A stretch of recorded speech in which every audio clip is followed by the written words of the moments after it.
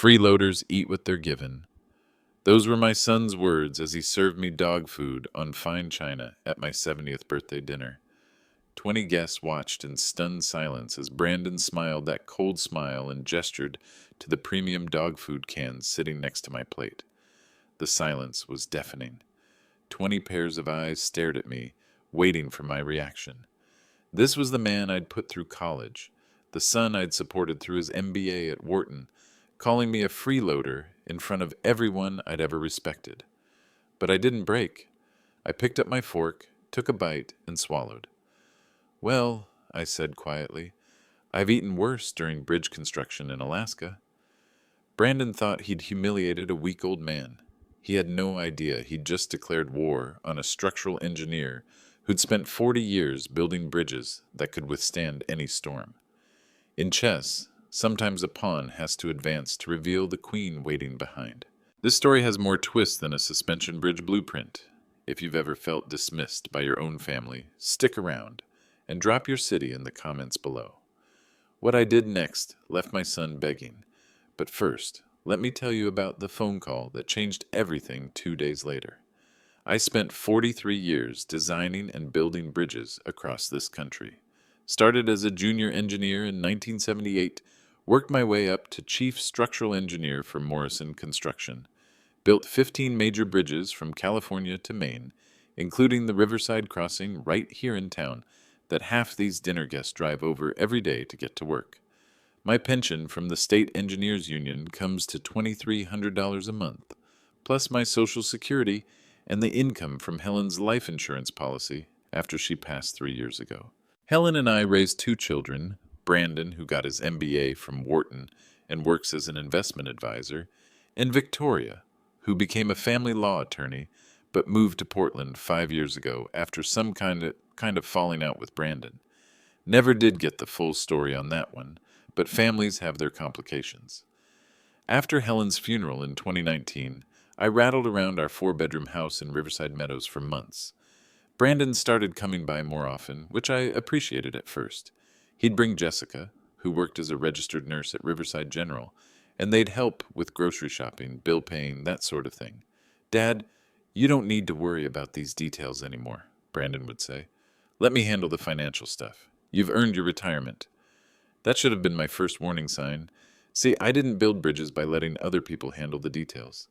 Every calculation mattered, every stress test, every safety margin. You don't keep structures standing for decades by being careless about specifications, but grief makes you sloppy, makes you want to trust when you should verify. Brandon started talking about my memory issues around the 6-month mark. Little comments at first. "Dad, you told me that story yesterday." "Remember, we discussed this last week." "Are you sure you paid that bill? Let me check for you." Jessica would nod along, adding her professional medical opinion. It's very common at his age, especially after losing a spouse. The stress can accelerate cognitive decline. I let it slide because I missed Helen so much that some days I did feel confused, lost in my own house. But the dog food incident wasn't confusion. It was humiliation, designed to break all spirit, to make me grateful for whatever scraps of dignity they'd allow me to keep. The call came from Dr. Martinez's office on October 17th. "Mr. Stanhope, you missed your appointment yesterday for the cognitive evaluation. Would you like to reschedule?" I hadn't made any appointment with Dr. Martinez. I'd never even heard of Dr. Martinez. But according to the receptionist, my son Brandon had scheduled a full neurological workup to document my declining mental state. The documents were already being prepared. That's when I knew I was being played, and the game was bigger than birthday dinner humiliation. I drove to Dr. Martinez's office the next morning and asked to speak with the receptionist directly.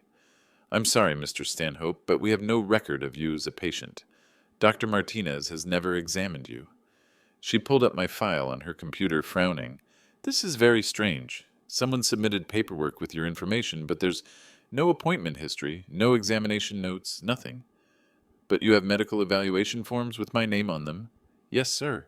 A complete neurological assessment dated October 15th, concluding significant cognitive decline and recommending immediate supervised care." She turned her monitor toward me. But Dr. Martinez's signature? This isn't right. He was in surgery all day on the 15th.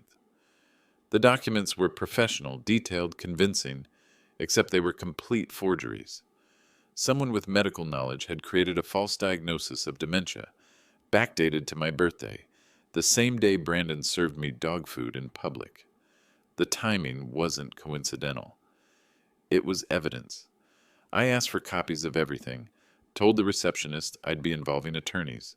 She printed out the forged documents and made a note in their system about the fraud attempt. As I was leaving, she mentioned something that made my blood run cold.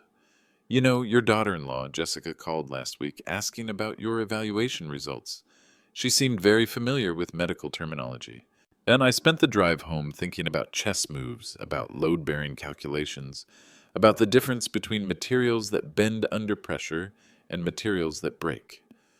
Brandon thought he was dealing with brittle old concrete.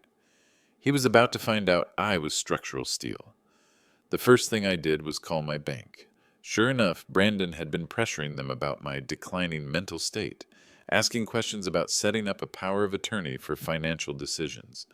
The bank manager, Tom Harrison, had known me for 20 years. Oliver, I told your son we'd need a formal medical evaluation and court approval for any changes to your accounts.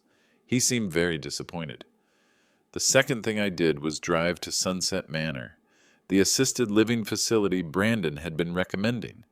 $8,500 a month for a shared room, with a 72-hour commitment clause that made it nearly impossible to leave once admitted. The administrator was very familiar with my case. Your son has been in touch several times about immediate placement. He mentioned you were becoming a danger to yourself. I asked to see the admission paperwork. Everything was ready except my signature. Power of attorney documents, medical evaluations, financial statements showing I couldn't manage my own affairs.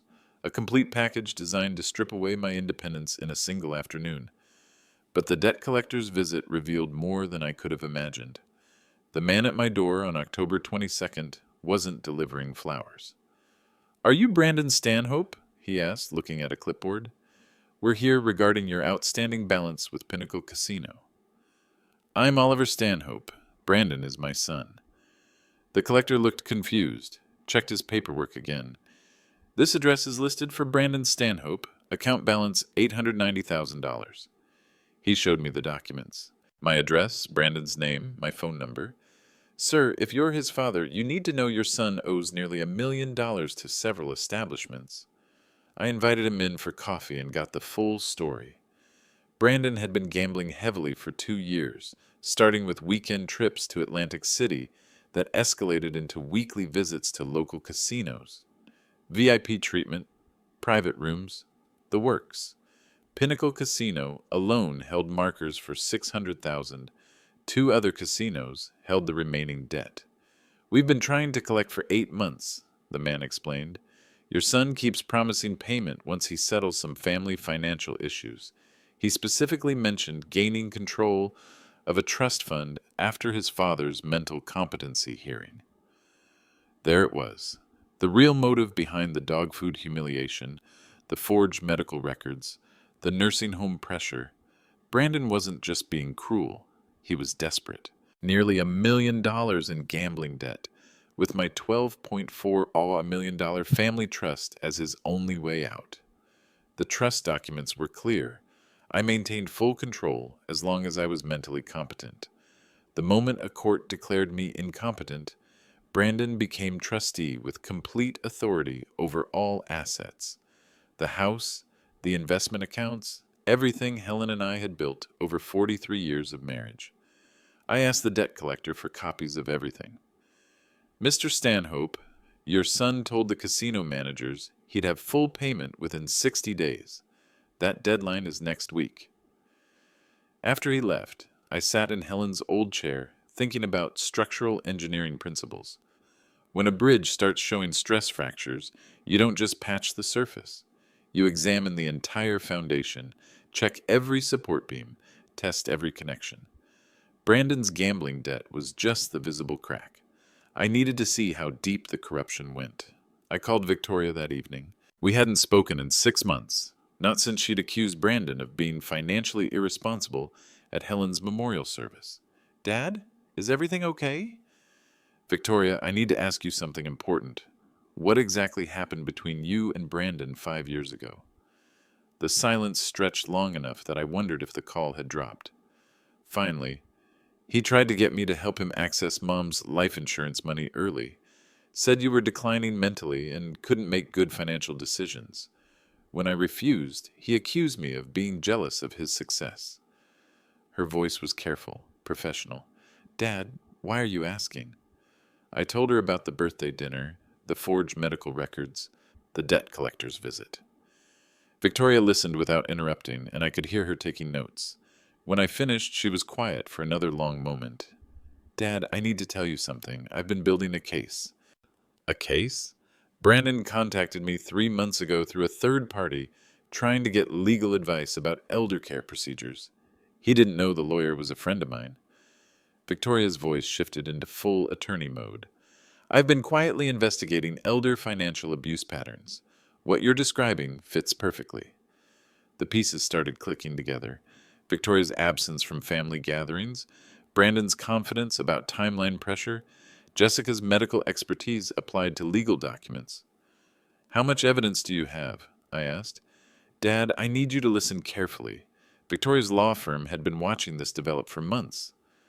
Morrison and Associates has been documenting systematic elder financial abuse cases across 3 counties, Victoria explained. When Brandon approached my colleague about hypothetical guardianship procedures, red flags went up immediately. She was calling from her office, and I could hear her shuffling through files.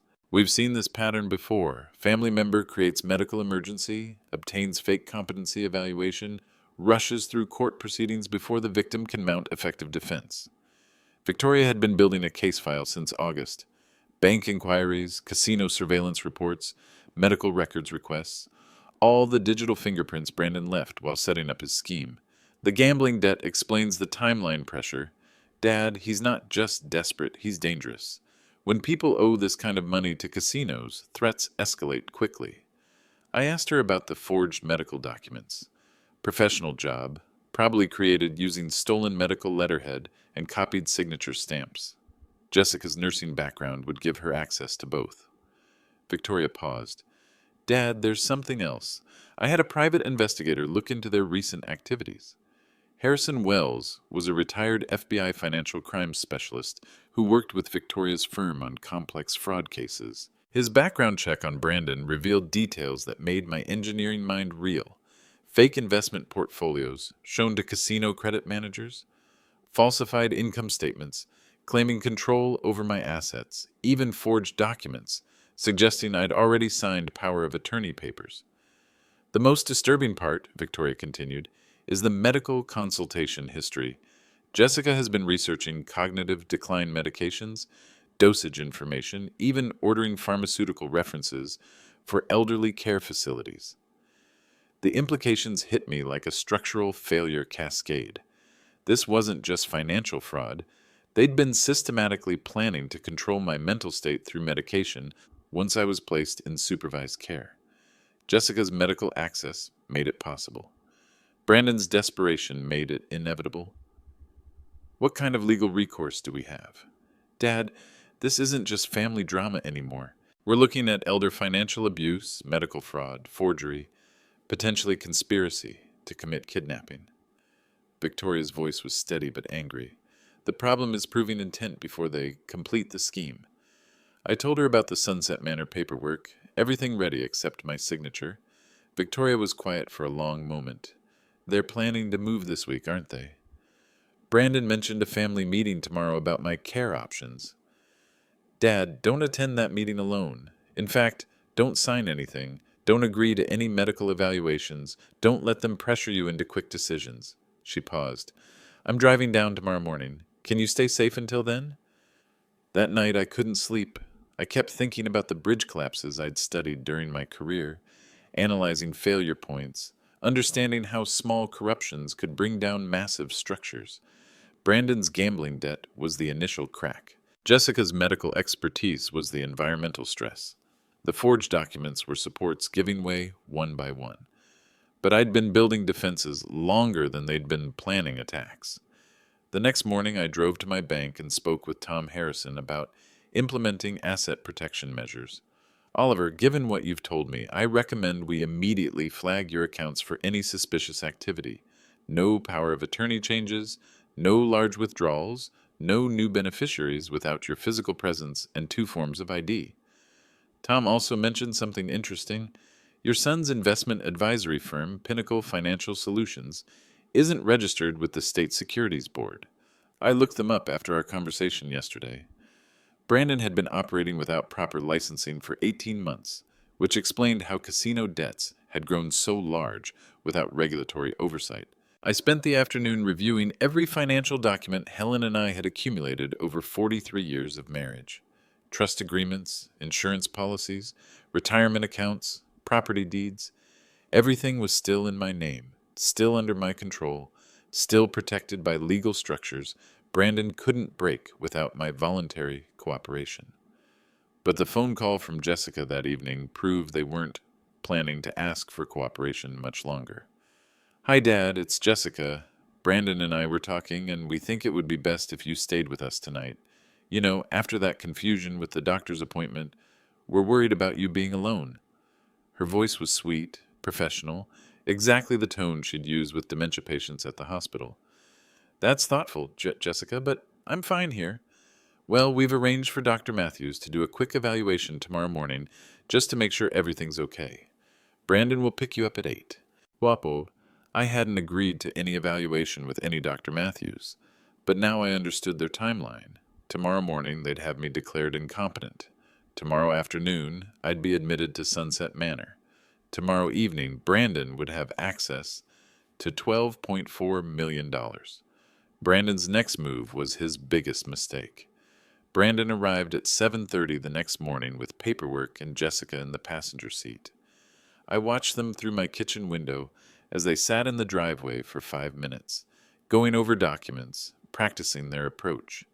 When Brandon finally knocked, he had his phone in one hand and a clipboard in the other. "Morning, Dad. Ready for your appointment?"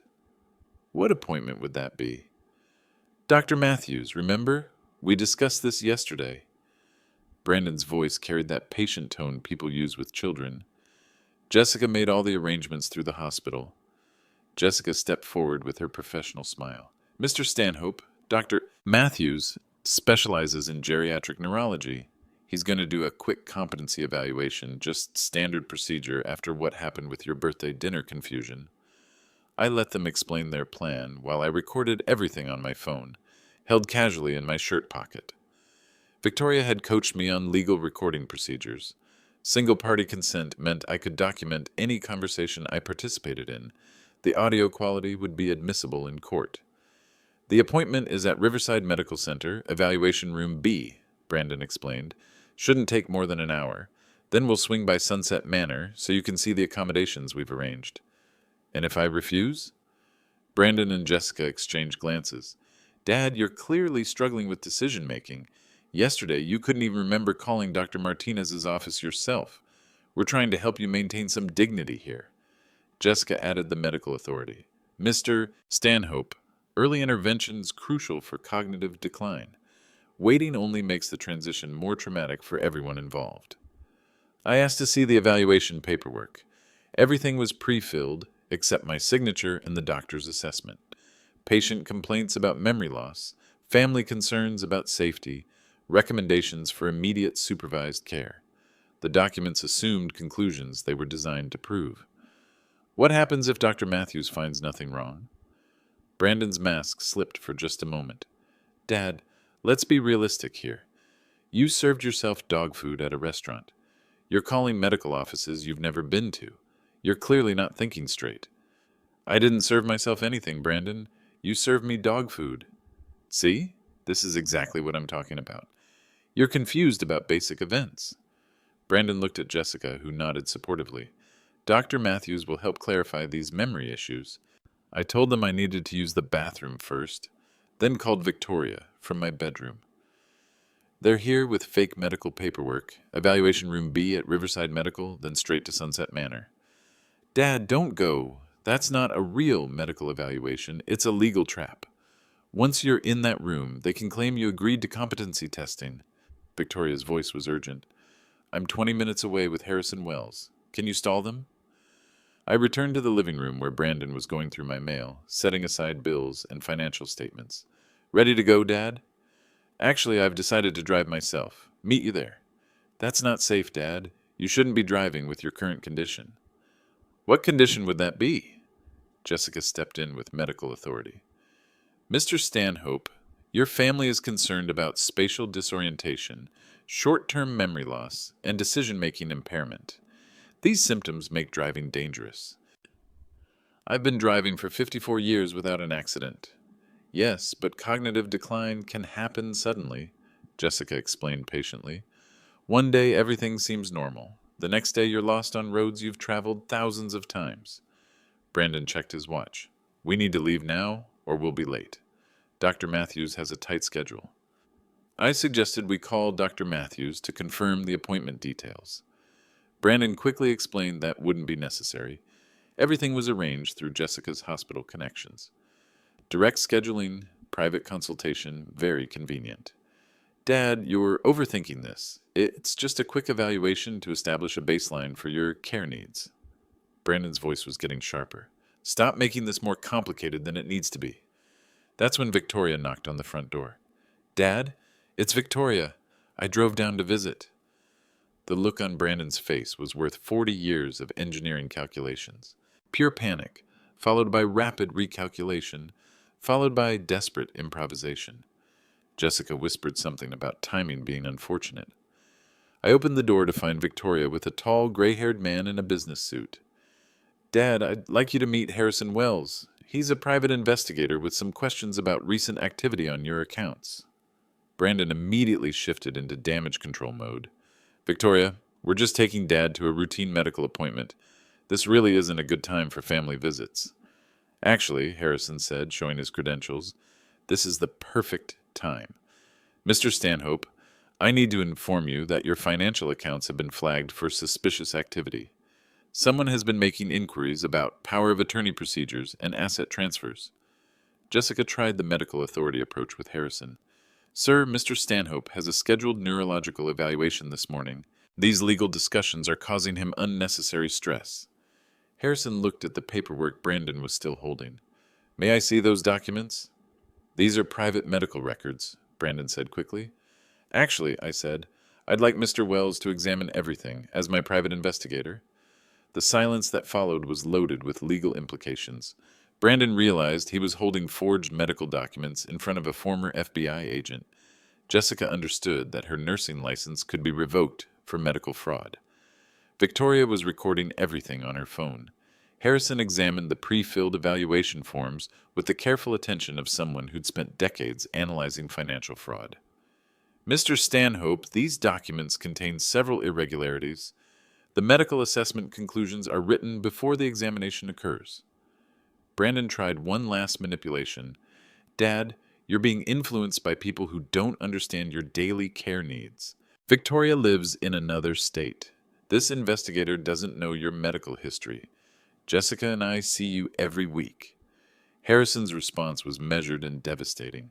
Mr. Stanhope, your son owes $890,000 to casino establishments with payment demanded by Friday. Your daughter-in-law has been researching geriatric medications and nursing home admission procedures. These medical documents are forgeries designed to facilitate emergency guardianship proceedings. The room went completely silent. Then Jessica made their biggest mistake. How did you find out about the casino debt? Victoria's law firm conference room B had the sterile efficiency of a medical examination, which wasn't coincidental. At 3:15 on Tuesday afternoon, Brandon and Jessica sat across from me at a polished oak table, surrounded by legal documents, bank statements, and casino debt records that Harrison Wells had assembled over the past 24 hours.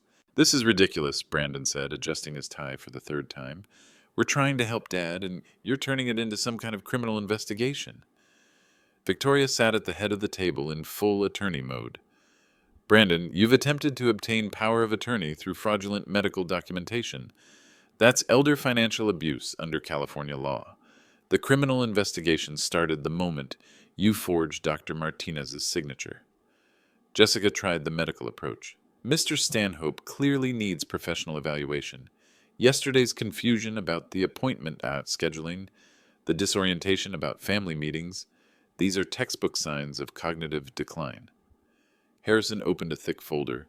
Mrs. Stanhope, yesterday you called Riverside Medical Center requesting medication protocols for patients with dementia-related behavioral issues.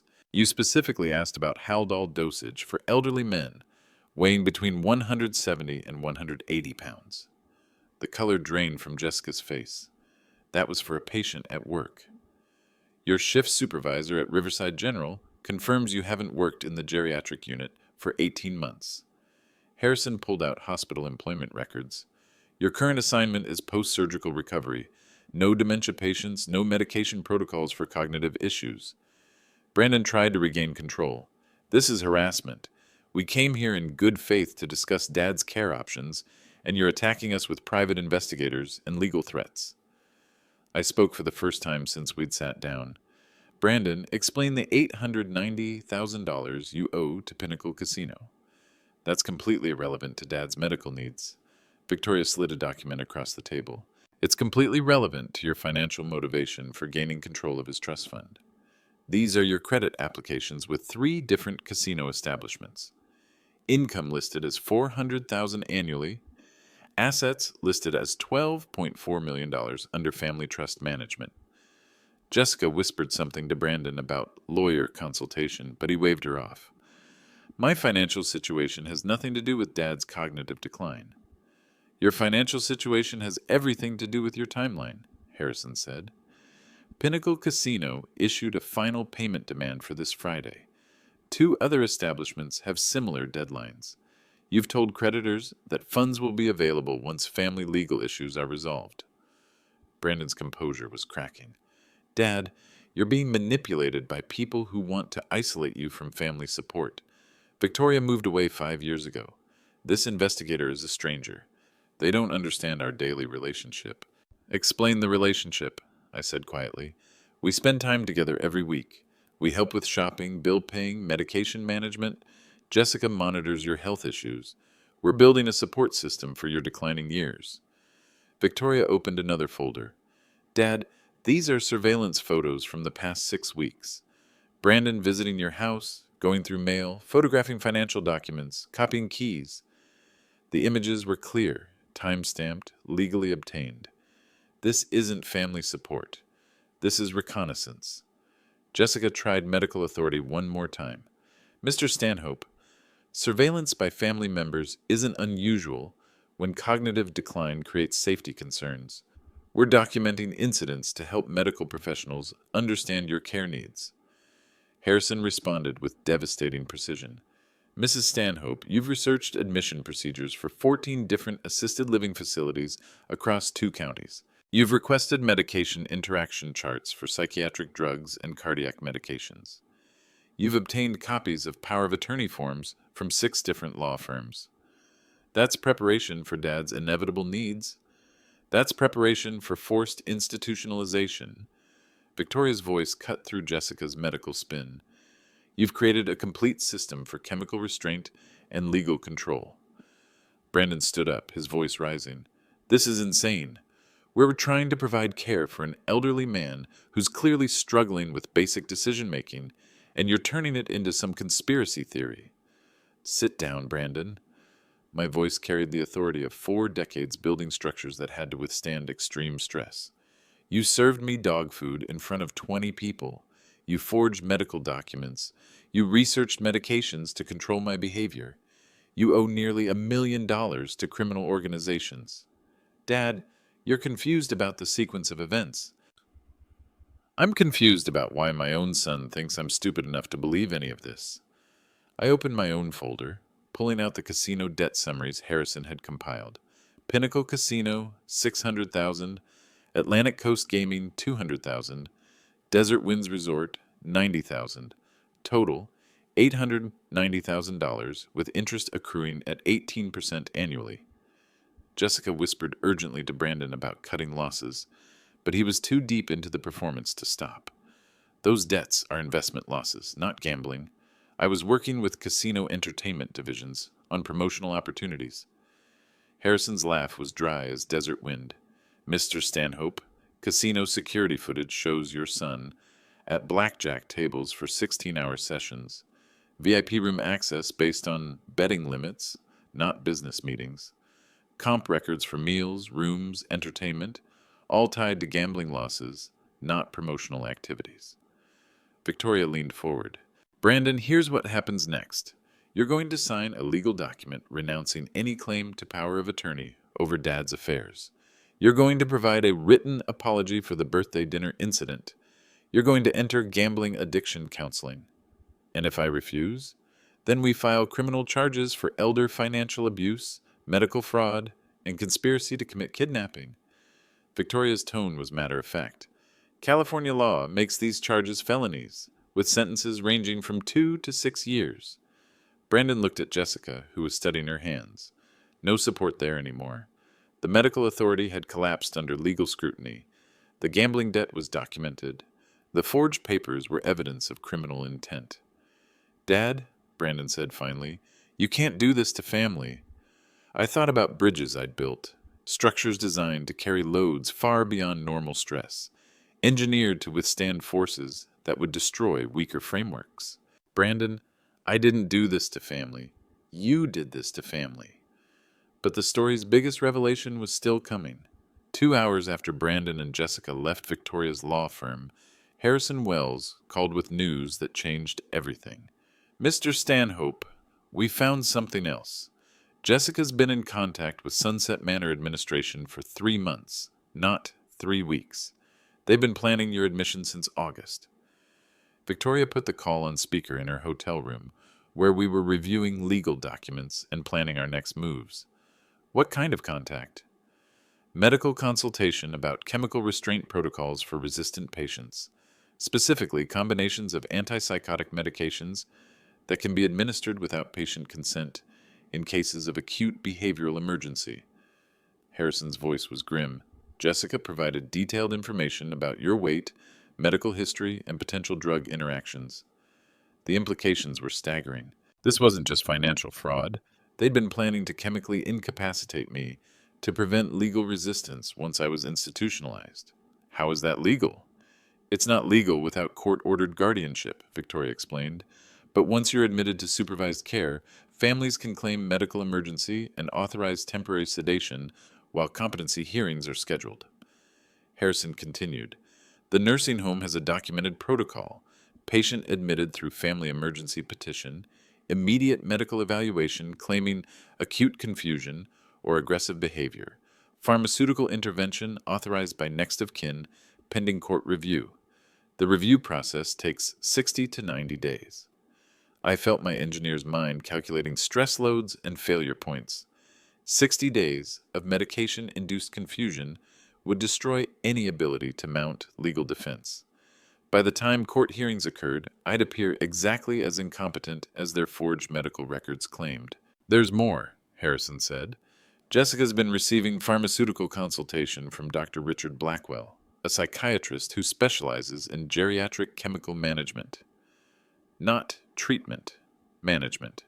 His patient records show a pattern of rapid chemical incapacitation for elderly patients whose families request expedited guardianship proceedings. Victoria was taking notes as fast as Harrison spoke. How many cases? 17 over the past 3 years. All elderly patients with significant assets, all families facing financial pressure, all competency challenges resolved within 90 days through chemical intervention. This wasn't isolated elder abuse. This was systematic exploitation using medical authority and legal manipulation. Jessica wasn't just a nurse helping her husband steal from his father. She was part of a network that specialized in destroying elderly people's cognitive function to access their assets. The $2 million life insurance policy complicates things further, Harrison continued. The beneficiary was changed from you to Brandon 6 weeks ago. Forged signature, witnessed by Jessica. If you'd been successfully institutionalized and chemically managed, the policy would become payable within 18 months through natural causes related to rapid cognitive decline. Victoria stopped writing. They were planning to kill him? They were planning to destroy his mind and let his body follow, Harrison corrected.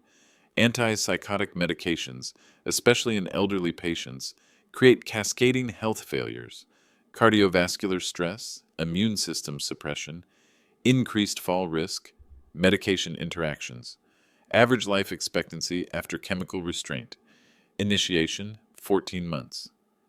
I sat in the hotel chair, thinking about the dog food incident with new understanding.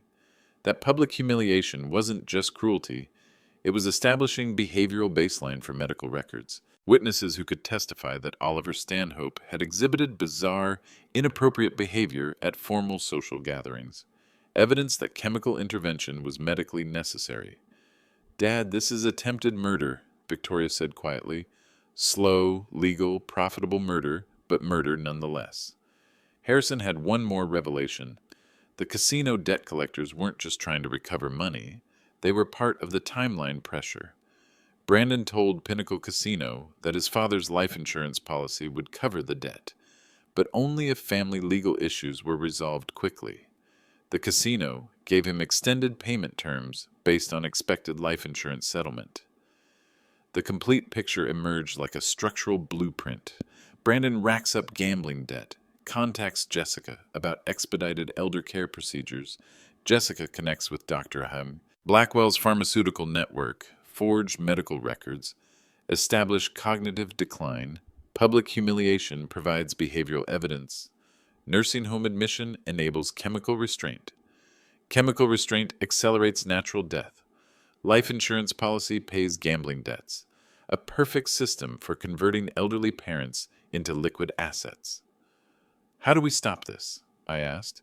"We already have," Victoria said. "The moment Harrison documented their network, this became a federal investigation.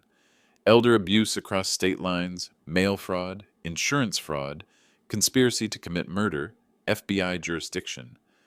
Harrison's voice carried satisfaction. "Dr. Blackwell's office was raided this morning. Jessica's hospital access has been suspended pending investigation. Sunset Manor is under state review for patient abuse protocols." But Victoria looked troubled. "Dad, there's something else we need to discuss. Brandon's desperate now. People who owe $890,000 to casinos don't just accept defeat and walk away." "What are you suggesting?" "I'm suggesting that Brandon still has access to Jessica's medical supplies, still has connections with people who specialize in making elderly people disappear into institutional care systems, and still has massive financial pressure with a Friday deadline." Harrison's voice was urgent. "Mr. Stanhope, I recommend immediate security measures. Brandon knows he's been exposed. Desperate people make dangerous choices." That evening, as I sat in my own house with a private security consultant Harrison had arranged, I thought about the bridge failures I'd studied throughout my career. Sometimes structures collapsed gradually through accumulated stress. Sometimes they failed catastrophically when a single critical component gave way under pressure. Brandon was approaching critical failure. The question was whether he'd collapse inward or explode outward. The answer came at 2:30 in the morning when motion sensors detected someone attempting to break into my house through the basement window.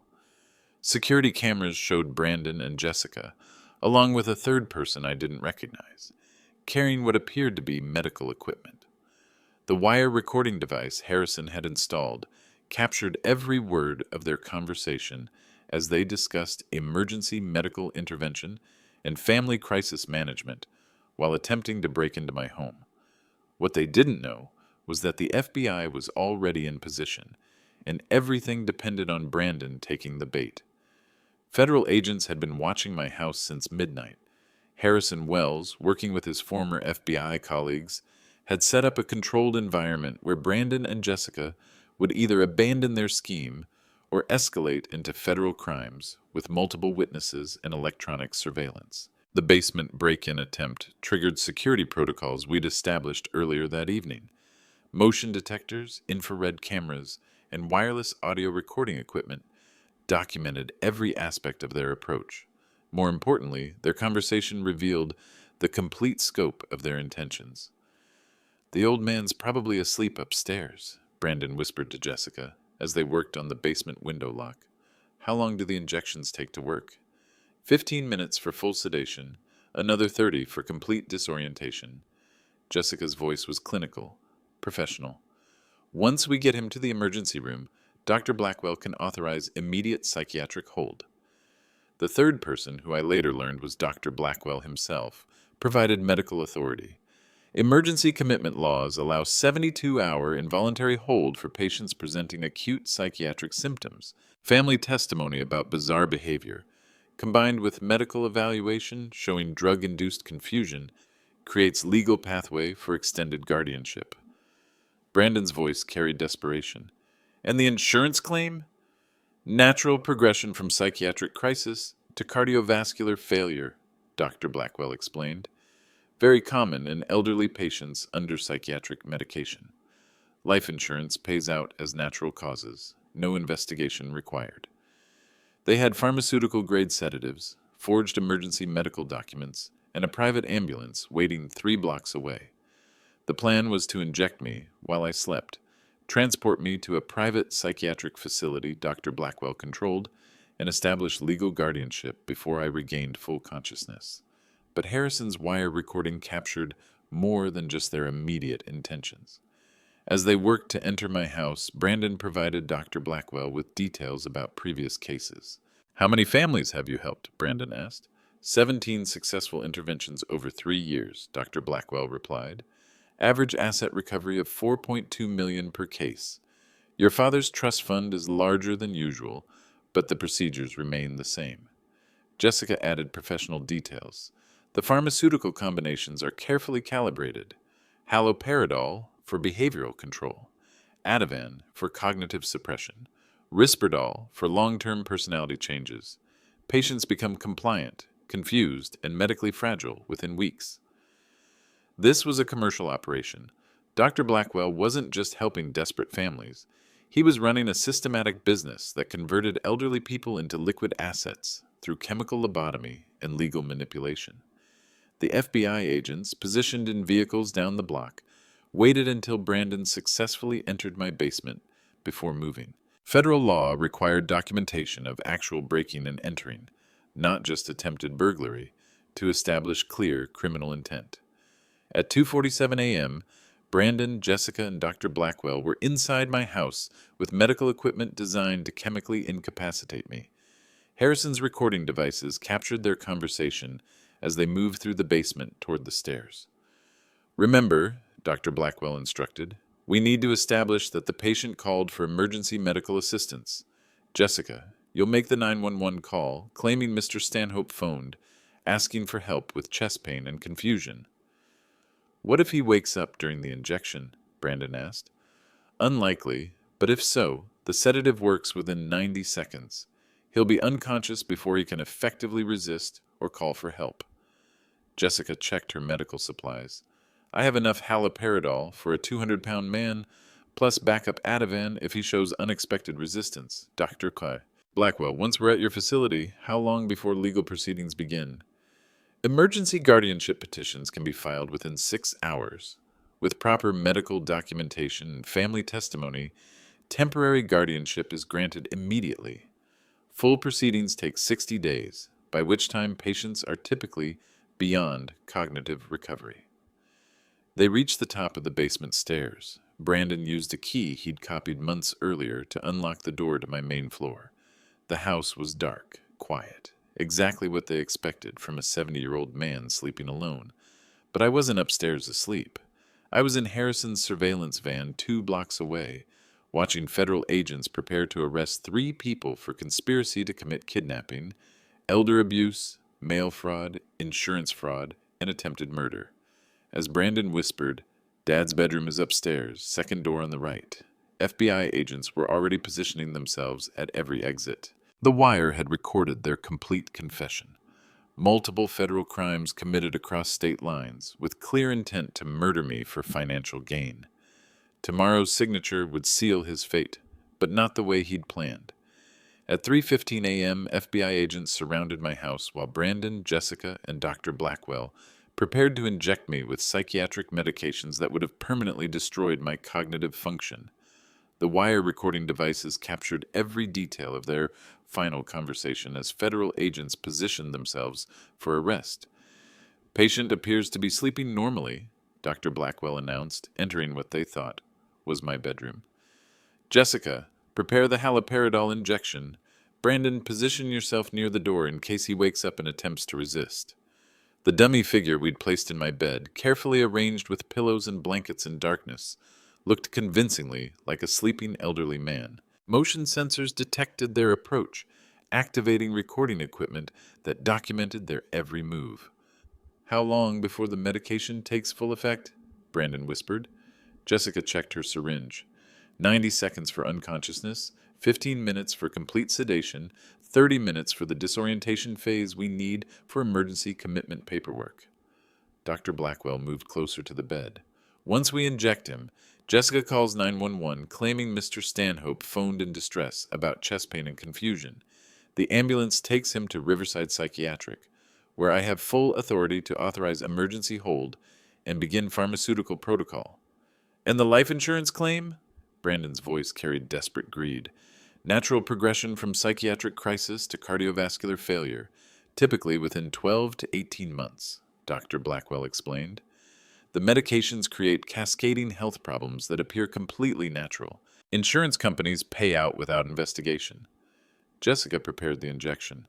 "I'm ready to administer. This dosage will cause immediate unconsciousness, followed by prolonged cognitive impairment. He won't be able to resist legal proceedings or understand what's happening to him." As Jessica leaned over the dummy figure with the syringe, FBI Agent Martinez's voice cut through the darkness. "Federal agents, nobody move! Hands where we can see them!" The room flooded with light as 6 agents entered from multiple directions. Brandon spun toward the door, realized escape was impossible, and raised his hands. Jessica dropped the syringe, which Agent Martinez immediately secured as evidence. Dr. Blackwell began stuttering about medical emergency and patient care. "Dr. Richard Blackwell, Jessica Stanhope, Brandon Stanhope," Agent Martinez announced. "You're under arrest for conspiracy to commit elder financial abuse, attempted kidnapping, mail fraud, insurance fraud, and conspiracy to commit murder." The wire recording had captured everything. Their complete admission of systematic elder abuse operations, details about 17 previous victims, specific plans to chemically destroy my cognitive function, and clear intent to accelerate my death for financial gain. But Brandon's final words, as agents handcuffed him, revealed the depth of his entitlement. "This is ridiculous. He's my father. I have every right to manage his affairs when he can't think clearly." "Mr. Stanhope," Agent Martinez replied, "your father is thinking perfectly clearly. Clear enough to work with federal investigators for the past week, clear enough to document your criminal conspiracy, and clear enough to ensure you'll spend the next 10 to 20 years in federal prison." Jessica tried the medical authority defense even as agents read her Miranda rights. "We were providing emergency medical intervention for an elderly patient showing signs of acute psychiatric distress." "Mrs. Stanhope," Agent Martinez said, holding up the syringe, "this contains enough haloperidol to chemically lobotomize your father-in-law permanently. That's not medical intervention. That's attempted chemical murder." Dr. Blackwell's response was the most revealing. "You can't prove we intended permanent harm. Psychiatric intervention is legal when family requests emergency evaluation." Harrison Wells, who had joined the agents inside the house, responded with devastating precision. "Dr. Blackwell, we have recordings of you describing 17 previous cases where elderly patients died within 18 months of your psychiatric intervention. That's not medical treatment. That's serial murder for financial gain." The evidence was overwhelming. Wire recordings of their complete confession, pharmaceutical equipment designed for chemical incapacitation, forged medical documents, life insurance fraud paperwork, and a business model based on converting elderly people into liquid assets through systematic mental destruction. Federal charges included conspiracy to commit murder, elder financial abuse across state lines, mail fraud, insurance fraud, practicing medicine without proper licensing, and operating a criminal enterprise designed to exploit vulnerable elderly populations. As agents led them away in handcuffs, Brandon made one final attempt at manipulation. "Dad, you can't let them do this. I'm your son. Families should handle family problems." I watched from Harrison's surveillance van as federal agents arrested the three people who had planned to destroy my mind and accelerate my death for gambling money. The same people who had served me dog food at my 70th birthday dinner, thinking I was too weak and confused to understand their contempt. The wire recording captured Brandon's last words as agents placed him in the federal vehicle. "He's senile. Nobody will believe a confused old man over his own family." Agent Martinez's response was matter of fact. "Mr. Stanhope, your father's testimony won't be necessary. Your confession tonight was complete and admissible in federal court." The FBI agents were already at the door, but this story's real ending was just beginning. 3 months later, Brandon pled guilty to federal elder abuse charges and received 8 years in federal prison. Jessica lost her nursing license and received 6 years for medical fraud and conspiracy. Dr. Blackwell, facing charges for 17 cases of systematic elder abuse resulting in death, accepted a plea agreement for 25 years without possibility of parole. The gambling debts that started this nightmare were resolved through asset forfeiture procedures. Pinnacle Casino and the other establishments recovered their money from Brandon and Jessica's seized property, including their house, vehicles, and investment accounts they had accumulated through previous fraudulent schemes. But the legal resolution was only the beginning of rebuilding my family's integrity. Victoria moved back to California and established her law practice in Riverside, specializing in elder rights and financial protection. Her experience with Brandon's case led to new state legislation requiring multiple medical evaluations and court oversight before any elderly person can be committed for psychiatric intervention. Harrison Wells became a consultant for the FBI's Elder Financial Abuse Task Force, using techniques we developed during Brandon's investigation to identify and prosecute similar family exploitation networks. His work has prevented at least 30 cases of systematic elder abuse across 6 states. The Riverside County District Attorney's Office established new protocols for investigating suspicious guardianship petitions, medical competency challenges, and emergency nursing home admissions. Dr. Blackwell's network had operated for 3 years without detection because legal and medical systems weren't designed to recognize systematic commercial elder abuse. My trust fund remained intact, legally protected by new structures Victoria established to prevent future exploitation attempts. The $12.4 million that Brandon had planned to steal became the foundation for the Stanhope Foundation for Elder Legal Protection, which provides free legal representation for elderly people facing financial abuse by family members. But the most important recovery was personal dignity and family relationships. Victoria and I rebuilt our relationship through weekly dinners and quarterly travel, making up for the 5 years Brandon's manipulation had kept us apart. She explained how Brandon had systematically poisoned family communications, telling me she was too busy with her career to visit, while telling her I'd said she was unwelcome at family gatherings. I learned that Victoria had suspected Brandon's financial impropriety for years, but couldn't prove anything without concrete evidence. Her move to Portland hadn't been career advancement. It had been escape from Brandon's increasingly hostile behavior toward anyone who questioned his authority over family finances.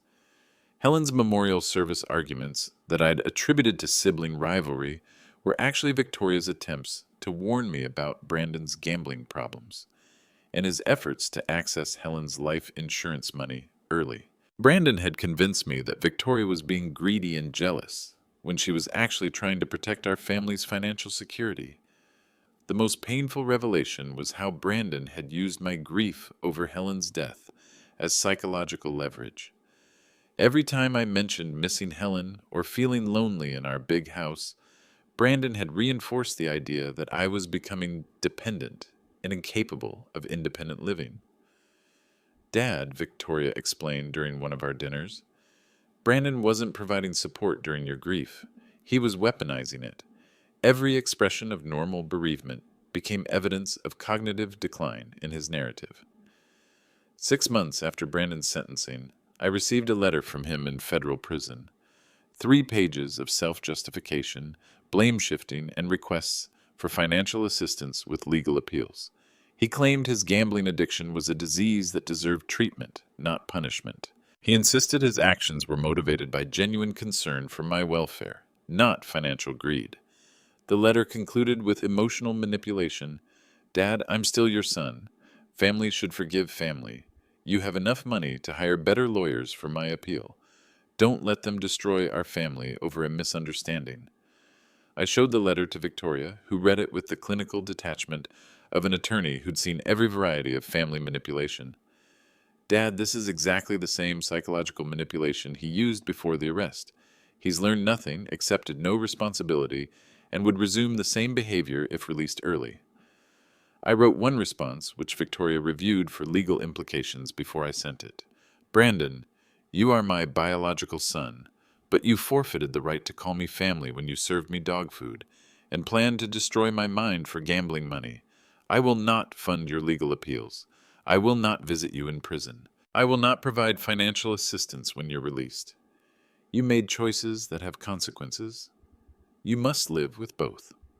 The letter was harder to write than any bridge specification I'd ever calculated, but necessary for establishing clear boundaries with someone who had proven capable of systematic psychological and financial abuse. Some family relationships can be repaired through forgiveness and counseling.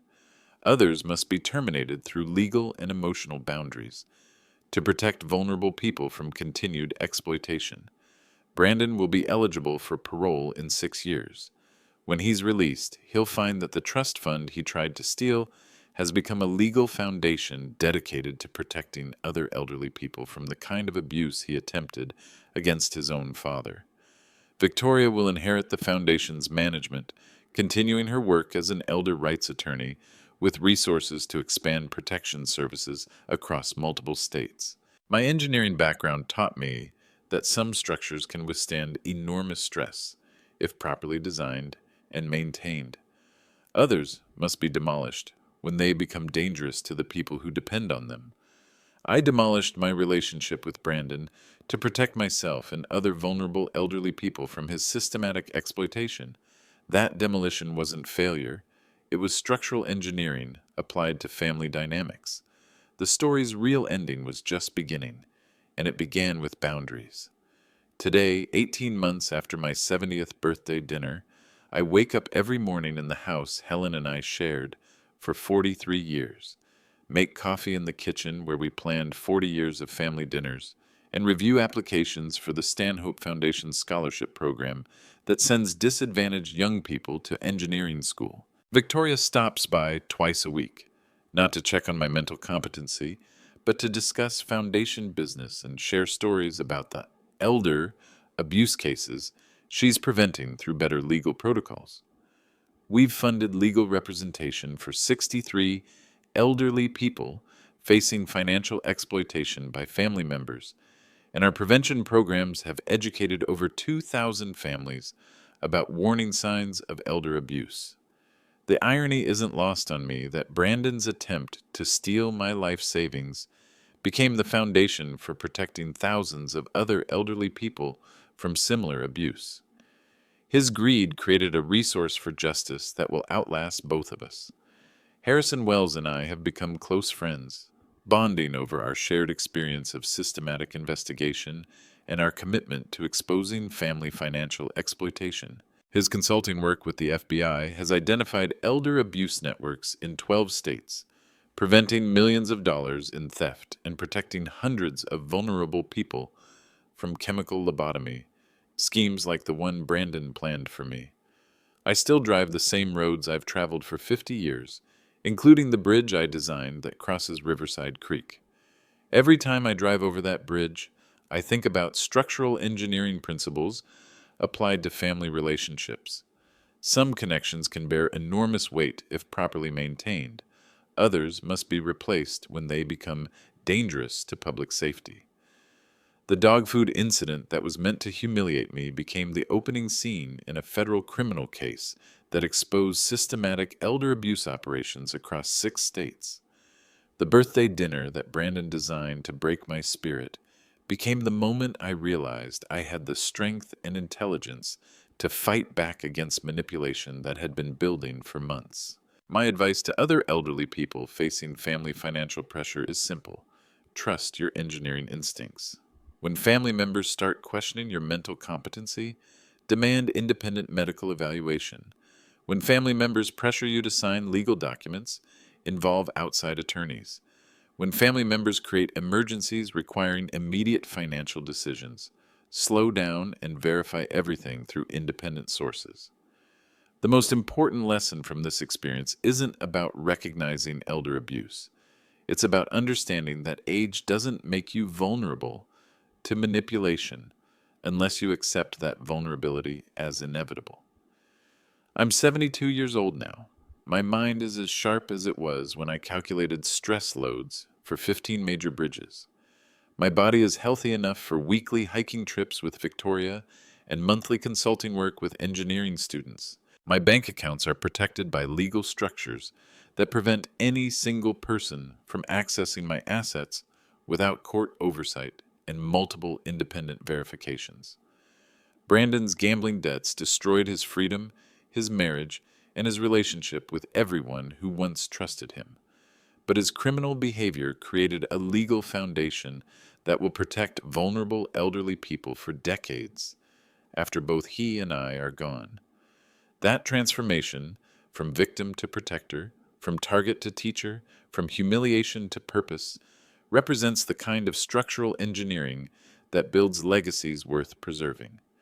If this story resonated with you, please share it with someone who needs to understand that age brings wisdom, not vulnerability, and that family manipulation thrives in isolation but collapses under legal scrutiny and community support. Drop a comment below about your city or town. I'm curious where these stories of family resilience are unfolding across our country.